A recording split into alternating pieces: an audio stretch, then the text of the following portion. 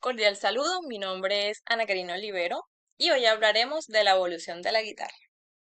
Nos ubicamos inicialmente en el año 2400 antes de Cristo. En este año en Sumeria se crean tres instrumentos de cuerda, la lira, el arpa y el laúd. Nos enfocaremos en el laúd. Era lo más parecido a la guitarra. ¿Por qué? Porque contaba con un mástil y con un cuerpo como el de la guitarra actual que conocemos, ¿no?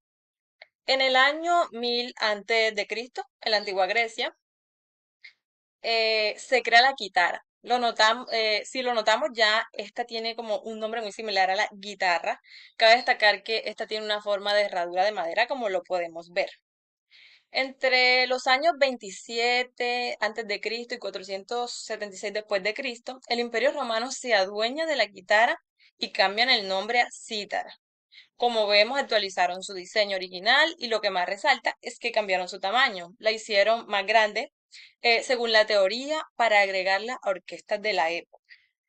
Entre los años 632 a 661, los árabes modifican el laúd y lo llamaron ud. Realizaron modificaciones significativas en el número de cuerdas y en el material del instrumento. Esto con el fin de poder ejecutar, pues, cuartos de tono, ¿no? Entre los años 661 a 750, la guitarra morisca y la guitarra latina se cruzan.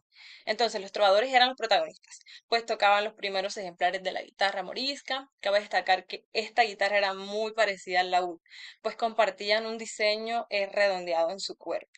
Si nos ubicamos en el siglo XV, la vihuela hace su aparición y pues su hermana o su versión italiana, viola de mano.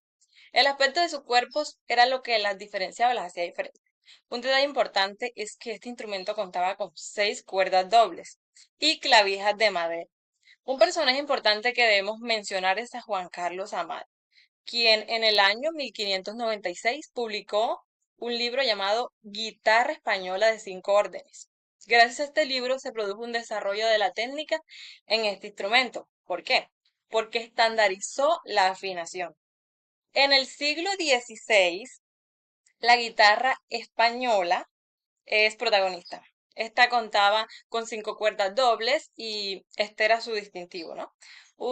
En este punto, Francisco Corbeta publica la guitarra royal en el año 1671. Gracias a este libro se pudo difundir la guitarra en Europa.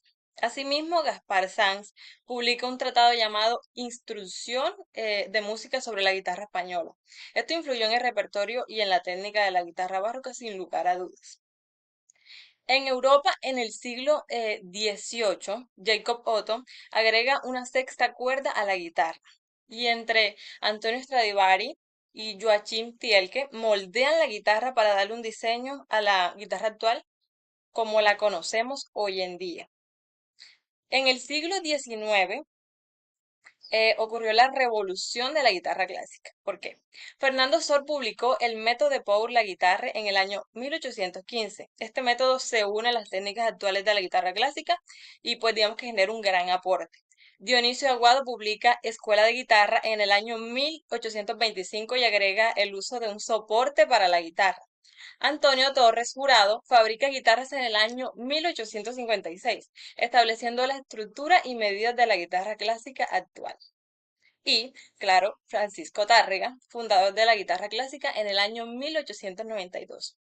Aportó grandes avances en arreglos y técnicas de este instrumento. Finalmente, en el siglo XX, la guitarra eléctrica hizo su aparición, debido a la necesidad de aumentar el volumen de este instrumento. Un personaje importante de esta época fue Andrés Segovia. ¿Por qué? Revolucionó la guitarra clásica por medio de arreglos en el año 1920. Asimismo, Leo Fender realiza el lanzamiento de la primera guitarra eléctrica llamada la Fender Telecaster en el año 1949. Y Les Paul, claro, se une a Gibson para fabricar una guitarra muy emblemática en la época del rock. Esta guitarra se llamaba la Gibson Les Paul en el año 1952. Muchísimas gracias.